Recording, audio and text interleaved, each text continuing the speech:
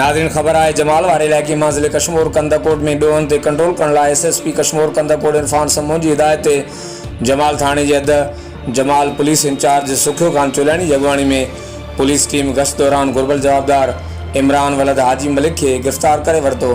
गिरफ़्तार जवाबदार खां बग़ैर लाइसेंस TT पिस्टल ऐं गोलियूं बरामद। जवाबदार ख़िलाफ़ जमाल थाणे ते केस दाख़िल।